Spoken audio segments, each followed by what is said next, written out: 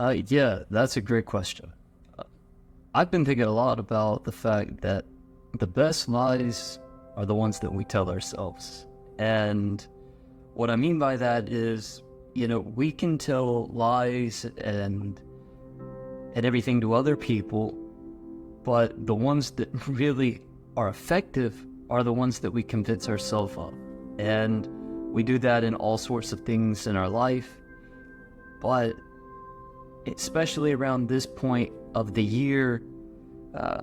with election cycles and everything, we find ourselves convincing our own selves of bits of propaganda and narrative that the other side is pushing, and that preconceived notions that we have ourselves about another candidate or another person or even an entire group of people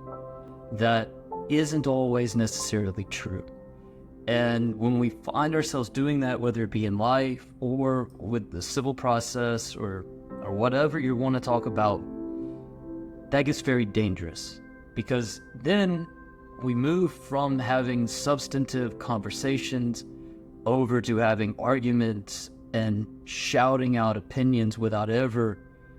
taking a point of reflection or inflection. And one of the sayings that have guided and been used in my life has been, the mark of wisdom is to be able to entertain a thought without fully accepting it. Which is to say, I'm willing to listen to you and your viewpoint,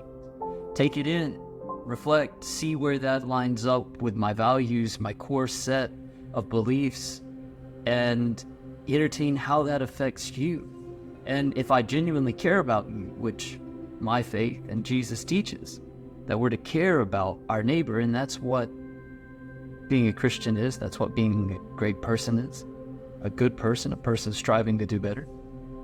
then I'm going to genuinely care about you in the first place, and thus see what it is that makes you tick and what it is that you need. So one key pillar as we move into this process of the election, and yeah, those difficult Thanksgiving dinner time conversations or conversations at work with a coworker or a friend or a loved one or whatever the case, there's going to be hard points, but we have to set and follow an example of saying, we're not going to believe even the things that we've always told ourselves, that when we look in the mirror and think real hard, we say, those aren't rooted, my disagreement with this candidate is not rooted in something of substance, but rather, well, I don't like this about them, or I heard this lie about their background or where they came from, and I didn't even verify it. Let's say, instead of, let's commit, and everybody else around you may not, but as long as you do, that's progress, and change starts with ourselves. But let's commit to the fact of saying, if we're going to disagree, that's fine,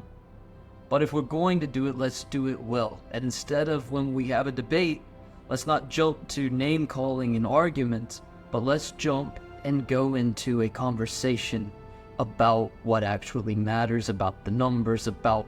values, about how it affects people, how it affects ourselves, and where this country is going, where we as people are going, and not this name-calling partisanship that the mainstream is so apt to jump into. Let us set an example, and again, if the person you're talking with doesn't want to engage in that, that's okay, but we're not going to engage in the other. So it sets a clear marker of the change that we believe in, which says substance matters, values matter, because people matter. And at the end of the day, come the election, people are going to be affected, and we need to see how that's going to affect them and actually talk about those things and not be defined by name calling and believing lies that we tell ourselves, because the media can spout it,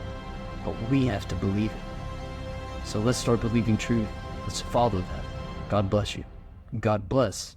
America.